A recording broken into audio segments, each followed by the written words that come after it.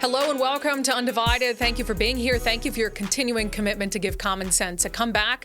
If you've not become an Undivided subscriber already, I always remind you at the top of the show, just $5 a month. You get a bonus episode every week, and you can help support the work that we're doing to try to give common sense a comeback in politics and in the press. You can do that in two ways at patreon.com/undivided or by becoming a contributor on my locals community, Brandi, Kruse.locals.com. I'm not even going to preview the stories that we're doing today because I want to dive right into something that happened over the weekend that I find disturbing on a number of levels. And I hope what you come away with is an understanding of just how far some mainstream media outlets have fallen. And look, I'm not too far removed from mainstream media. I was a mainstream journalist in Seattle for 12 years. I was never someone who thought I would leave, who thought I would go do something independent. But for, all the reasons that I've outlined over the past year, I had been just disappointed, I think, with the state of things.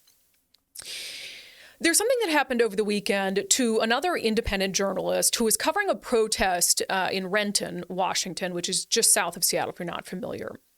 And the mainstream media's response or lack of response to what happened to this independent journalist is problematic and concerning. So Katie Davis-Court is an independent journalist. She's a conservative. She certainly has an opinion and shares it, but so do a lot of other independent outlets in Seattle, like The Stranger. She is an independent journalist, does reporting for Rebel News, but she's based in Seattle. So Katie Davis-Court was covering a protest outside Brewmaster's Tap Room in Renton, Washington, which is just south of Seattle. And it was a protest over a drag queen story hour happening in the brewery. Essentially, there had been some controversy over this drag queen story time, and really in anticipation of the possibility that there could be people who show up in opposition to the drag queen story time, you had a lot of pro-LGBTQ protesters come out and rally kind of in support. And you also had members of Antifa show up, which we know that they often do in order to sort of pick a fight and start something with anybody who might be out there who they don't agree with. So while Katie Davis-Court was covering this protest, she says that one of the members of Antifa assaulted her and stole her cell phone. She talked about it after the fact. I was filming Drag Queen Story Hour in Renton, Washington, covering the event for Rebel News, and Antifa swarmed me with their umbrellas, and then one of them robbed me. They stole my phone and assaulted me. So right now I'm with a lovely police officer of Renton PD, and I'm gonna file a report and hopefully get my phone back. Now, because she didn't have a cell phone to call 911, Katie Davis-Court, again, an independent journalist, says she went around asking mainstream media members who were present at the protest if they would help her call 911. One of those interactions was with a King 5 news photographer. It was actually captured on video by one of the members of Antifa, who had been following Katie around while she tried to find a phone to call 911. And you'll hear her just harassing Katie, being completely nasty to her while Katie's asking this King 5 photographer if he can help her call 911. You can call the police if you want to. Feel free. How? I don't have a phone. Oh, you have your phone. I'm not getting it out. Yeah, no, don't. You're a fascist, Katie. No one's gonna help fascists. You Proud Boy Barbie. No one's gonna help you here. In case you couldn't make it out there, when Katie approaches the King 5 news photographer, he says, "That's not on me. You'll have to figure it out." Rather than giving her his phone to call 911, rather than, if that made him uncomfortable, calling 911 for her. You can call the police if you want to. Feel free. How? I don't have a phone. Oh, you have your phone. I'm not getting it out. Yeah, no. This was an independent journalist, but above all, this was a human being. This was a young woman who approaches this man, journalist or not, and informs him that she needs to call 911. And his response is, that's on you. You'll need to figure it out. Now, Katie Davis-Court later tweeted about this moment that's captured in video. She says, "I have never felt more hopeless than this moment. Sadly, this King 5 Seattle photographer wasn't the only one I asked for help. I also asked reporter Deborah Horn at Cairo 7 News for help in calling the police too, but she refused. It's unfortunate because I had her back in the past. So here you have two members of the mainstream media who, according to Katie Davis Court, refused to help her when she came up and said, I need to call 911. I've just been robbed. It's unacceptable behavior for any human being to human being.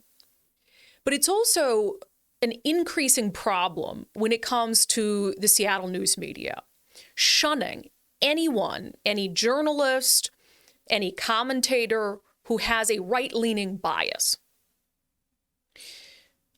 Now, I've reached out to Cairo 7 and to King 5 for comment to ask, is there any additional context? Is there any additional information that we're not seeing, that's not being shared? Can you explain to us why your news crews wouldn't help out someone who was in need, who'd just been victimized, who needed to call the police but didn't have a cell phone? So far, I haven't heard back, which doesn't surprise me, to be frank. I've also reached out directly to Deborah Horn because here is something that really bothers me about that in particular. I have long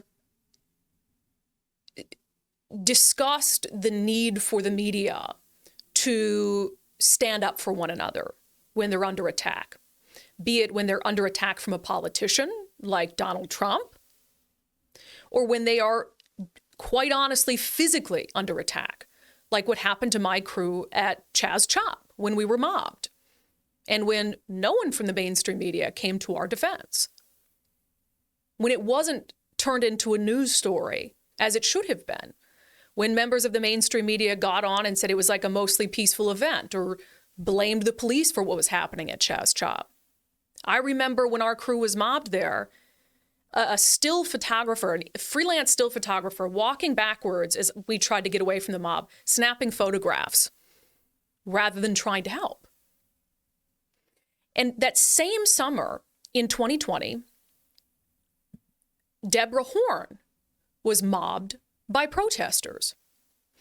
What happened is there was a BLM protest at Seattle's Westlake Park.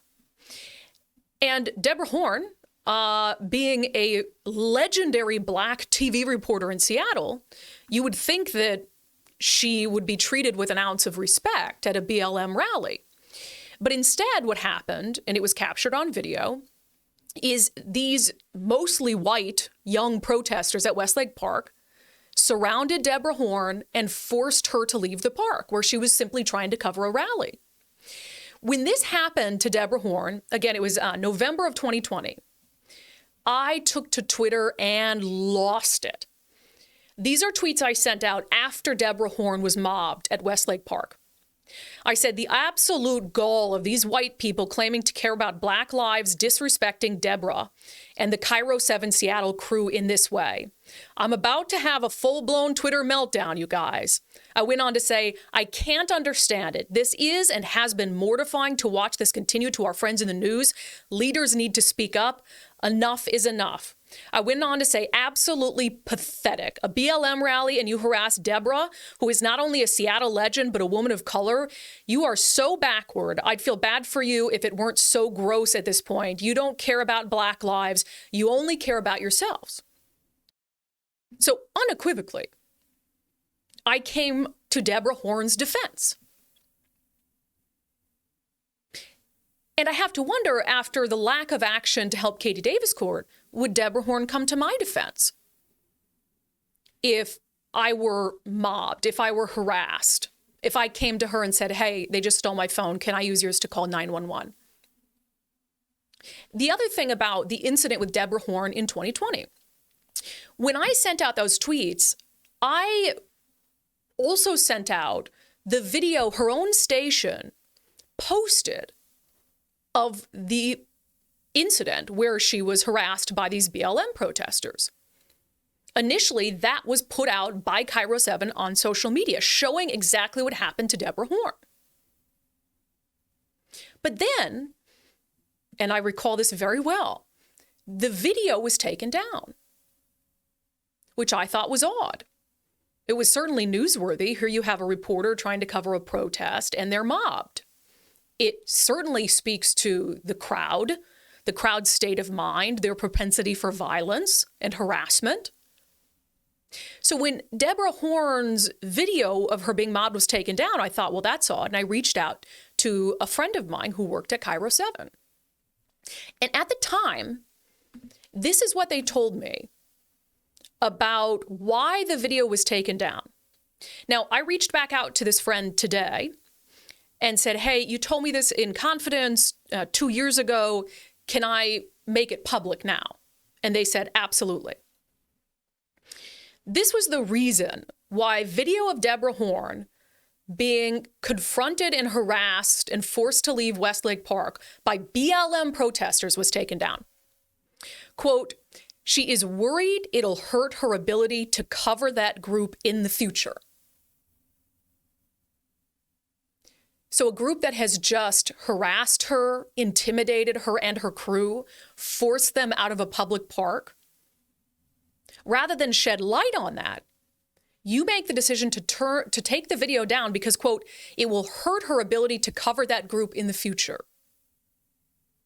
So you're talking about a group that harasses and intimidates journalists, and your concern is being able to cover that group in the future?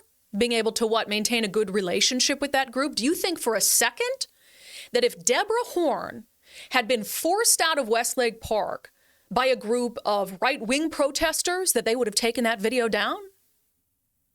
Not for a second. It would have been the lead in their 5 o'clock newscast. Instead, they buried it. They deleted it because she wanted to be able to cover that group in the future. So they bury a clear instance, video evidence of violence from left-wing protesters. And then you fast forward in 2 years, and when independent journalist Katie Davis-Court is robbed by one of these members of Antifa who don't want her filming, what does Deborah Horn allegedly do? What does the King 5 photog allegedly do? You're on your own. It's disgusting. And again, I hope that King 5 or Cairo 7 get back to me and have some sort of magical explanation for all of this. But I am not going to hold my breath.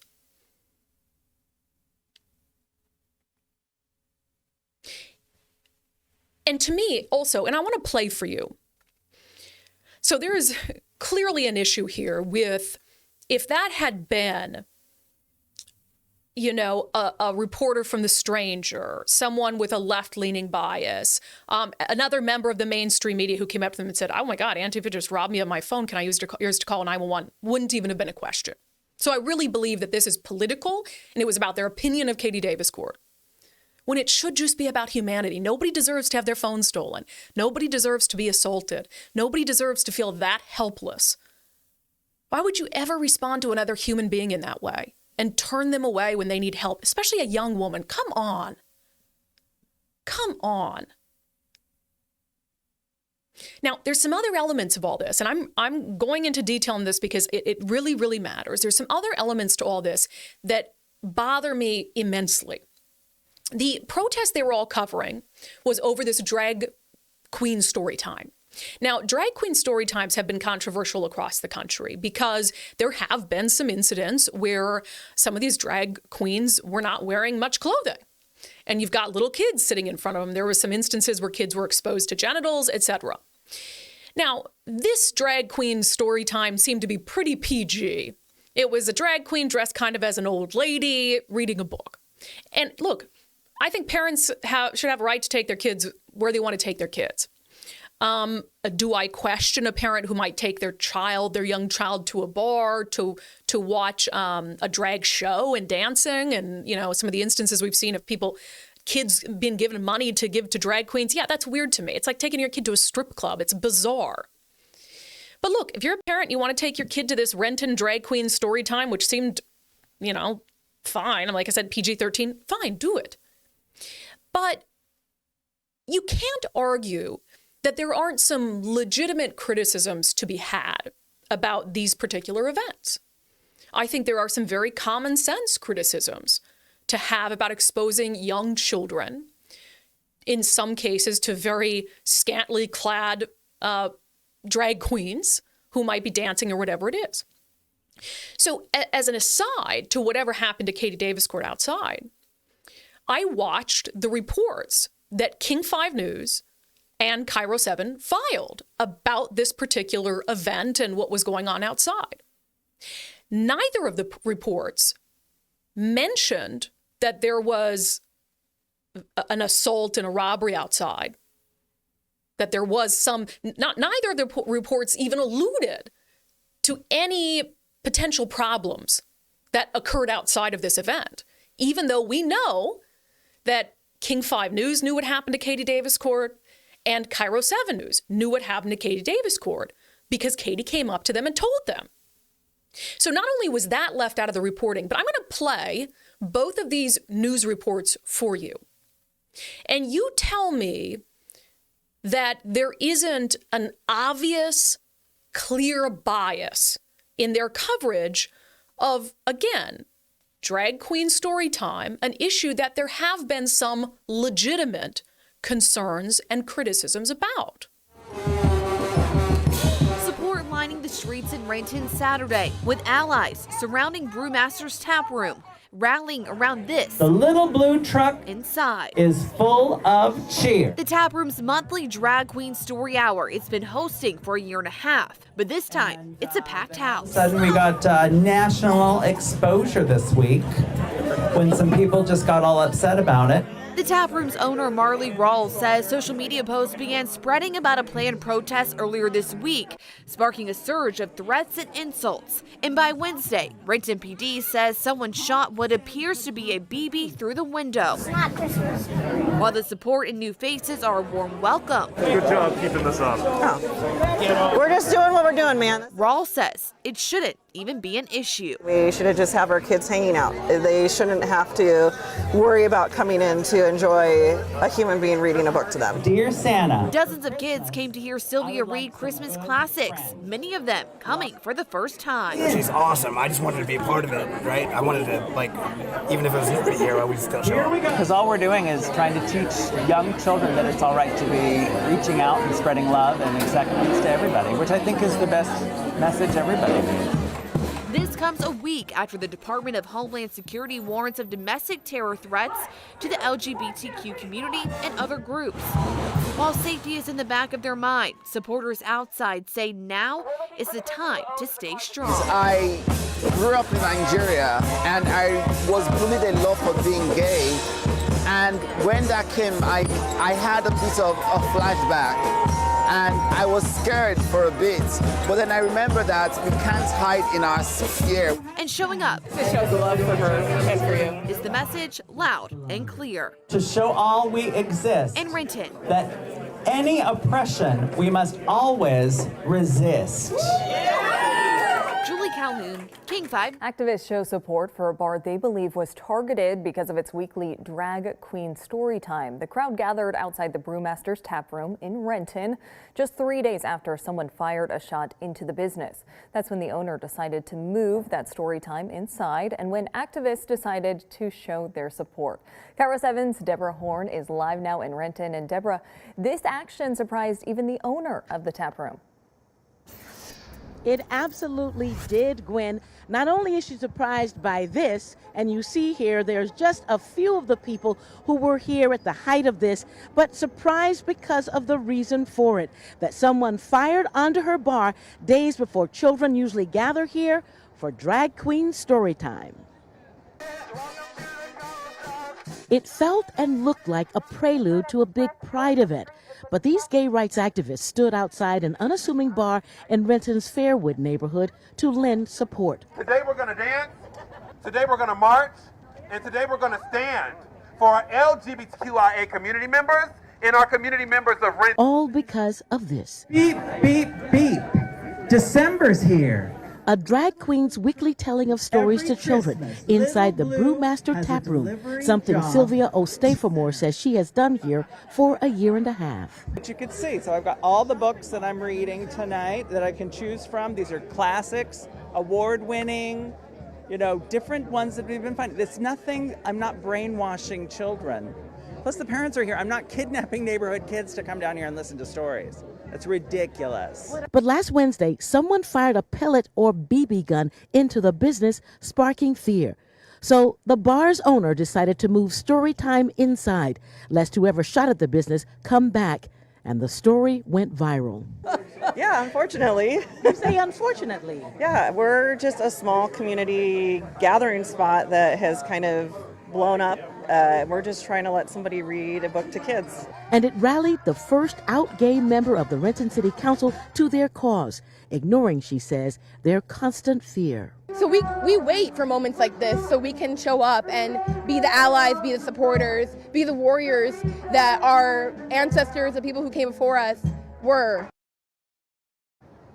In fact, there had been concern that those protesting the story time would show up. If they did, they didn't make themselves known. Now, Renton police did promise that they would have additional patrols, and we did see a couple of uniformed officers, at least for a time, inside the bar. But let me tell you, it is really crowded in there. This is the biggest drag queen story time they've ever had here, and they say what happened Wednesday won't stop it from being here again. They plan to continue.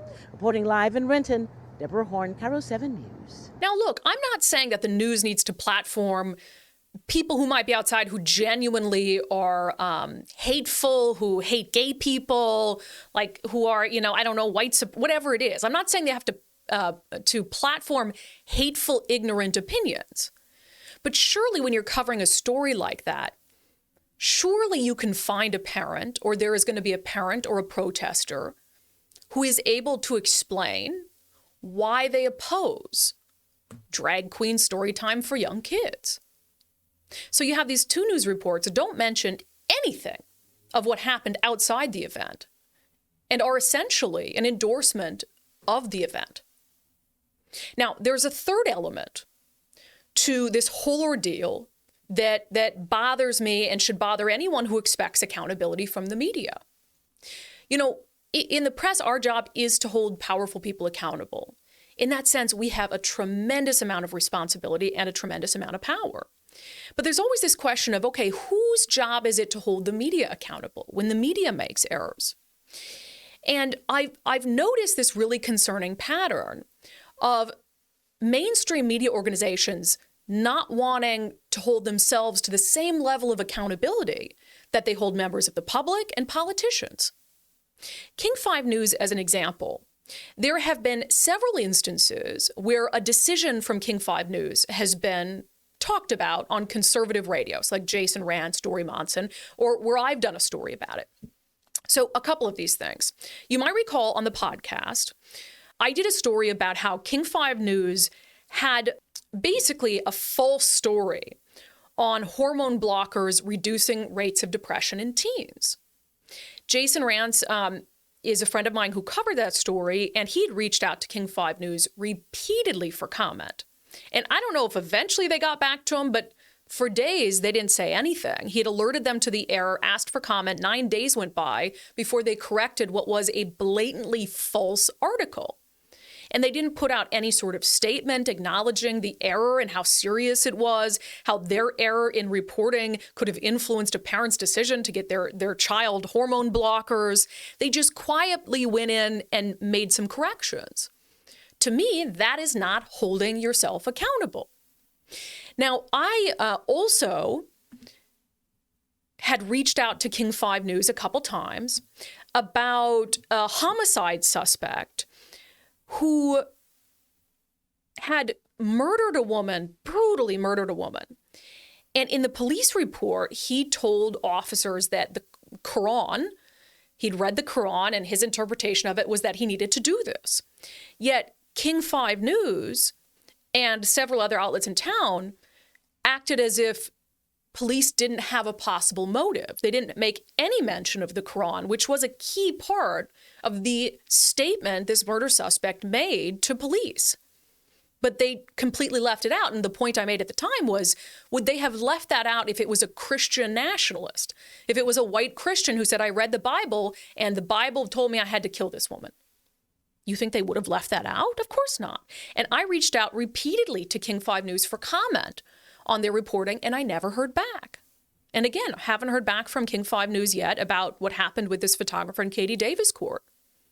So you demand answers from everyone else.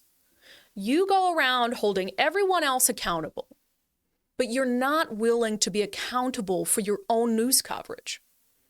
You're not willing to be accountable for the information that you're putting out to the public, for how your crew members conduct themselves in public.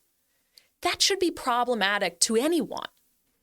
When you have entities as powerful as the news media refusing to hold themselves accountable to the same standard that they expect of everyone else.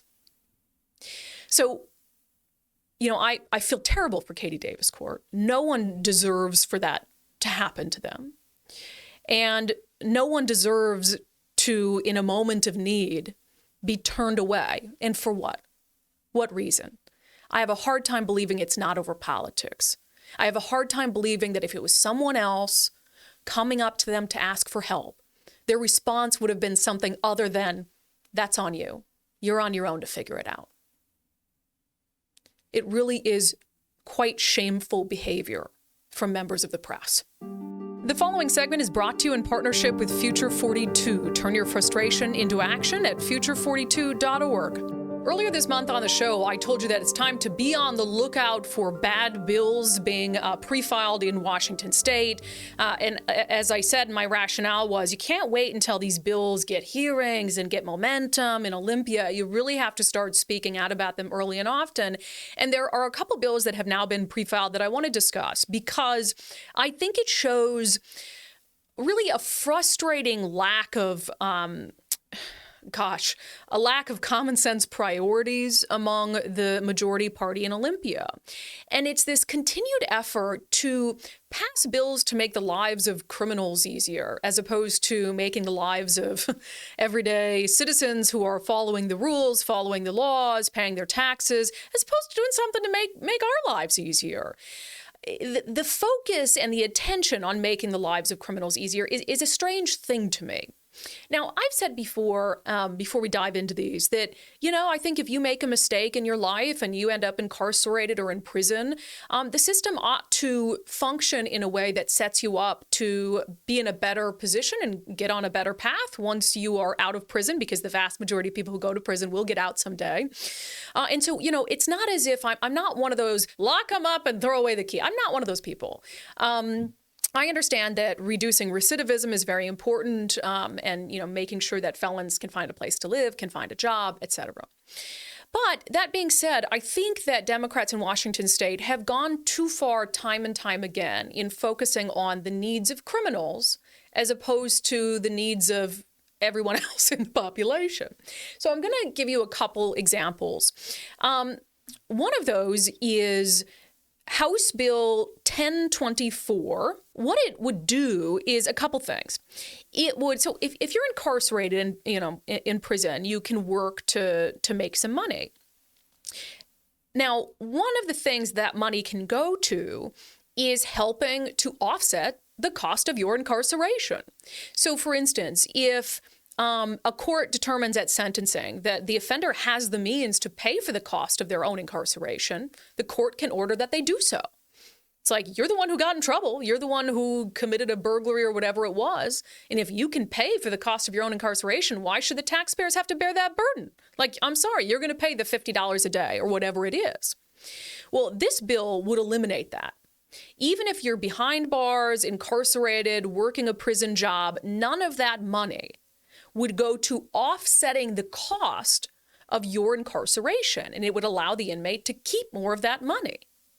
It would also mandate that prisoners who are working get paid at least the state minimum wage. So again, you're working to make the lives of criminals easier behind bars. You're putting that burden on the backs of the taxpayers. So as opposed to these people who committed a crime, who are in prison by their own choices, as opposed to them trying to work off the cost of that incarceration, trying to offset the cost of that incarceration, No, we have state lawmakers who say, oh, the taxpayers who are minding their own business, who are working hard, who are paying their taxes, they'll take care of that for you. Don't worry. You be in prison, you just focus on doing whatever people in prison do. Don't worry about the taxpayers. They'll be fine. It's a weird priority for me. Now, there's another bill that was pre-filed that I think indirectly helps criminals. So this is a bill that would end qualified immunity in Washington state for members of law enforcement. So a police officer could be personally sued for an action they take against an individual citizen if that action is determined not to be in line with proper protocols and training, etc. Now, I think that there are some instances where if you have an officer who acts egregiously, I understand sort of the desire to go after that officer civilly, but you also have to understand the chilling effect that that can have on law enforcement. When you, as an officer, personally make a decision in a moment of frenzy, in a moment where your life might be in danger or the lives of someone else might be in danger, and if you make the wrong decision in that moment, you could be financially bankrupt. You could have everything you've worked for, everything your family has, be taken away from you. If you think for 1 second that officers won't completely eliminate proactive efforts in policing, then you're fooling yourself. Why would you as an officer go out on a limb?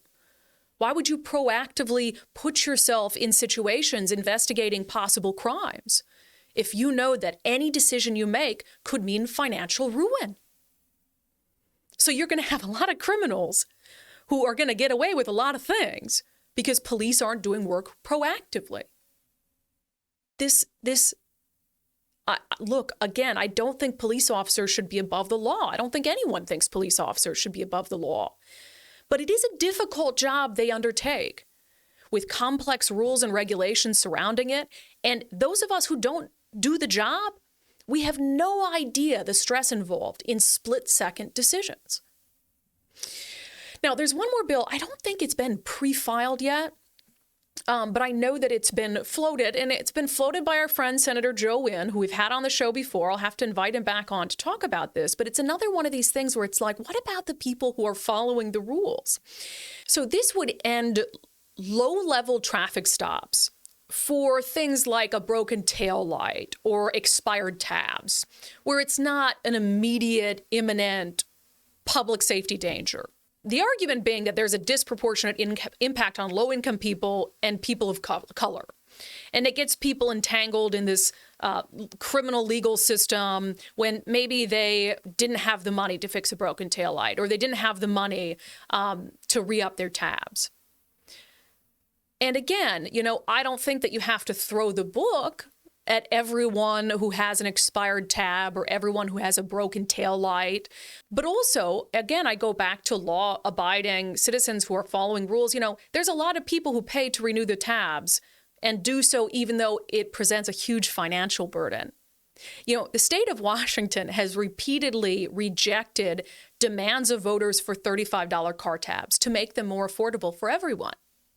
And the state and King County, they just keep raising the cost of new car tabs. And then you're going to say, we're going to make car tabs really, really expensive, but we don't want police pulling over people who don't renew their car tabs because car tabs are too expensive. Like, what sense does that make in the world? So these are just a few of the bills that I'm watching because I think it's really messed up priorities, and I would like to see the majority party in Olympia, the Democrats, do something for once to help folks who are working hard. Do something for once to help folks who are following all the rules and following all the laws. Give us a break. Instead of continually trying to make life easier on people who don't follow the rules. The preceding segment was brought to you in partnership with Future 42. Turn your frustration into action at future42.org. Okay, the Twitter files just keeps rolling on. Barry Weiss has been one of the independent journalists that Elon Musk has sort of entrusted with this data. And today she sent out the Twitter files Part 5, and it covers the removal of former President Donald Trump from Twitter, the decision and what was happening behind the scenes that led to this. And there's a couple interesting things. And I've said this before, it's fascinating to watch the two different ways that the Twitter files have been painted. Either it's like blockbuster revelations or it's a nothing burger. It's like there's nothing in between. I tend to think that there's some very interesting information that has come out from the Twitter files. Some of it's not really surprising. I think a lot of us thought that's probably what was happening behind the scenes, but we didn't have the actual evidence to show it, to prove it. And this sort of serves to do that. But I also think there were some good conversations and some dissent happening behind the scenes at Twitter, which is also important to realize. There were folks in these thread Slack channels at Twitter who were really going out on a limb to take issues with some of the decisions that were being made around account suspension, locking accounts, et cetera, and also when it came to former President Donald Trump. So, of course, Donald Trump was permanently suspended from Twitter a couple days after the January 6th attack on the Capitol. So he had been at the time, and what Bari Weiss reports in this thread on Twitter is that January 8th comes around, so 2 days later, and Donald Trump had one remaining strike left before he would risk a permanent suspension based on Twitter rules. And that day, he sent out two tweets.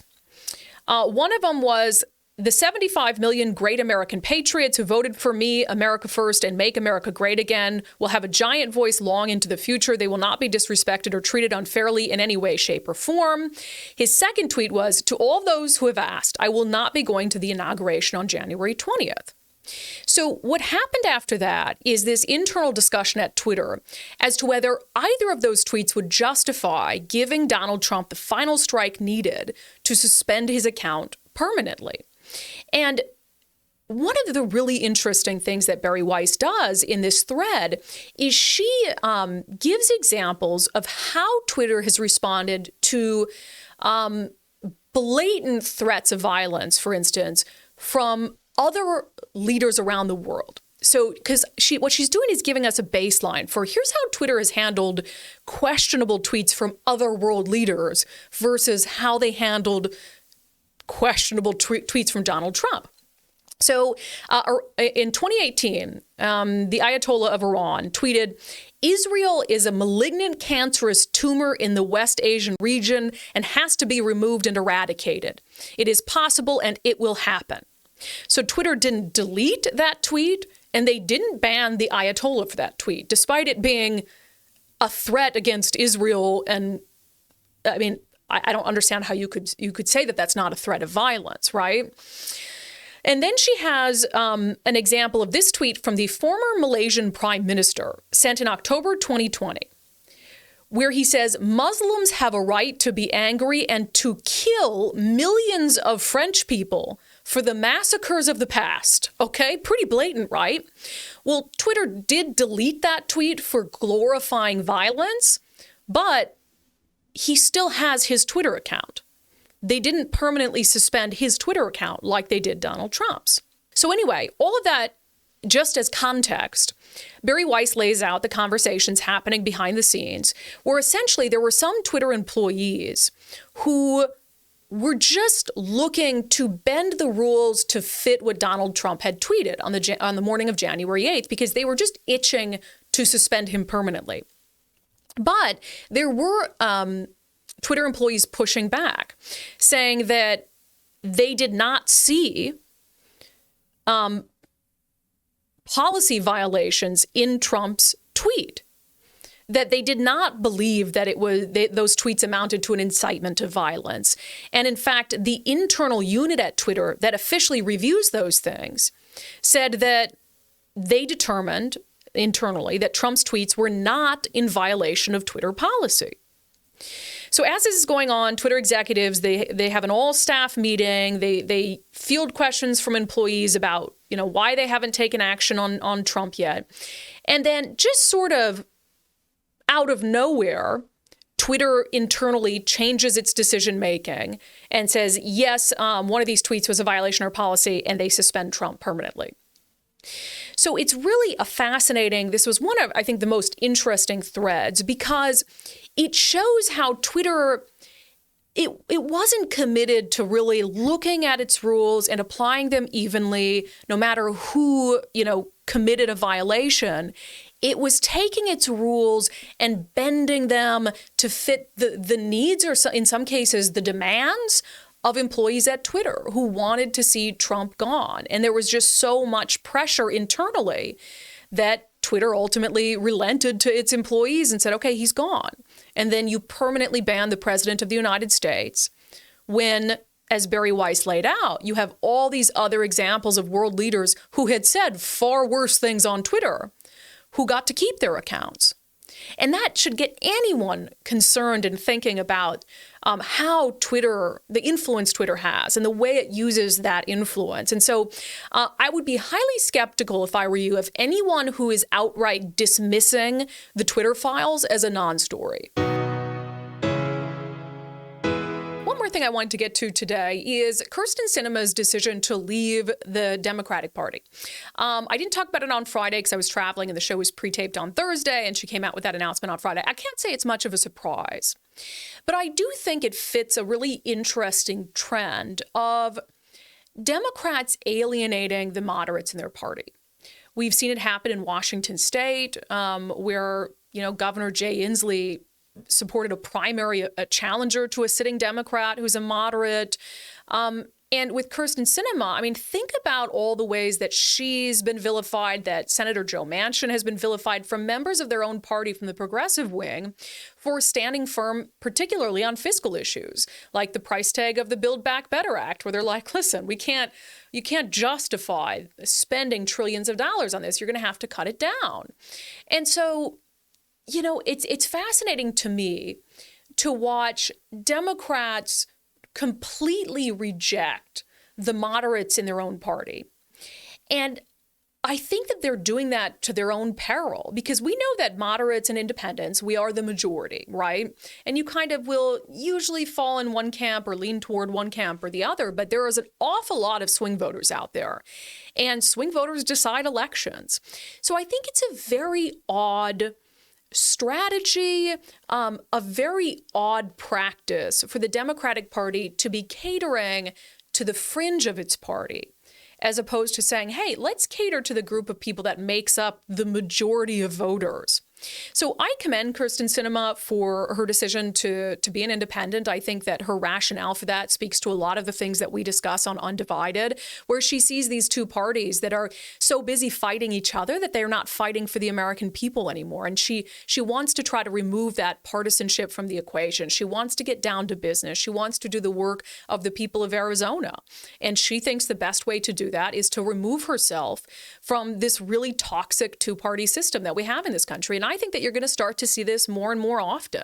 And I know it's a hard thing to do because you lose that party infrastructure and you lose the power that comes with a party.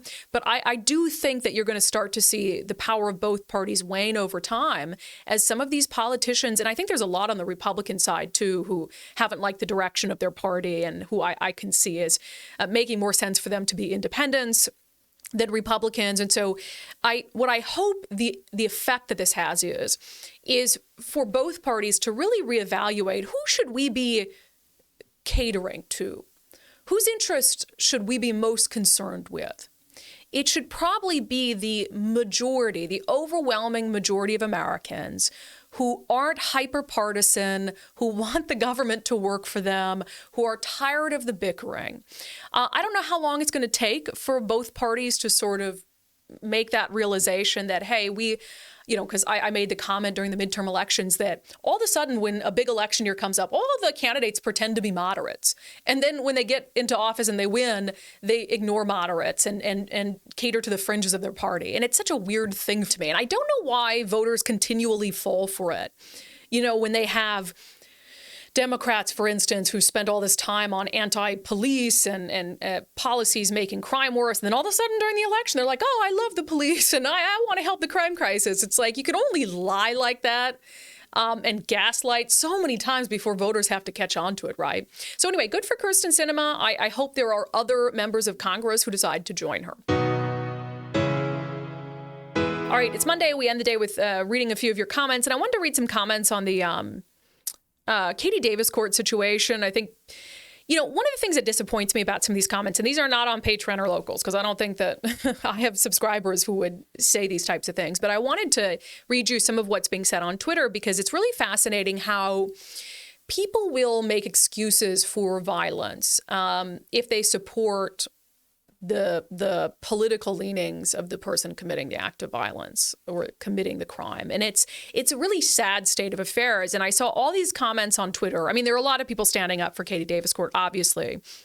But there's also some folks who are like, oh, well, she's the actual problem. Jerry Senderson says, the age-old problem, extremist activists pretending to be legitimate reporters. No, Katie doesn't pretend to be a legitimate, straightforward journalist. She is an independent journalist who shares her opinion. That is a recognized part of the media ecosystem. You're allowed to be a member of the media and share your opinion, and she doesn't hide it. It would be different if she was out there pretending like, oh yeah, I have no bias in this situation, but she's not. So that's ridiculous, and it's just victim blaming. Yeah. It's taken out of context. Katie isn't a genuine journalist. She was with Turning Point and Post Millennial, both far-right disinformation provocateurs. That's just ridiculous. The phrase far-right is bizarre. But again, she's not pretending to be a straightforward mainstream journalist. But that doesn't mean that she deserves to be robbed. It doesn't mean that she deserves to be assaulted. It doesn't mean that she deserves to be ignored when she's in a moment of need and needs to contact law enforcement. So, I mean, Jesus, do better. It's absolutely insane. Another commenter tells her, just walk to the nearest business, no problem. It's like, okay, yeah, she can do that, but it's just a little bit of a ridiculous. Journalist, you're not one and she isn't either. I don't claim to be a journalist anymore. I'm a political commentator. I always find it funny when people in my comments are like, you're not a journalist. It's like, yeah, I do political commentary. It says so in my bio. Yeah, so just really sad to me, the number of people in these comments. When you can be kind of anonymous on Twitter, people just, the worst of humanity comes out, and for them to victim blame and say, oh, well, she's not a journalist, so she deserves what happened to her. Like, that's really freaking gross, people. I mean, it's sad where we've come as a society. So anyway, I'm curious to hear your thoughts on all of this and what happened, and some of the concerns and sentiments I shared about the state of the local media, and them not having a backbone when it comes to left-wing violence, but jumping all over right-wing violence, and really in a lot of ways covering for left-wing extremism in a way that should disturb anyone. That's it for today's episode of Undivided. Thank you for being here. Thank you for your commitment to giving common sense a comeback. I'll be back on Wednesday with a subscriber-only episode. I also want to note that we have made a request to the Renton Police Department in the Katie Davis court case. There was a police camera nearby. We're trying to get video of the actual incident that happened to her. And then trying to figure out where they're at in that investigation. So hopefully I'll have some answers for you by Wednesday.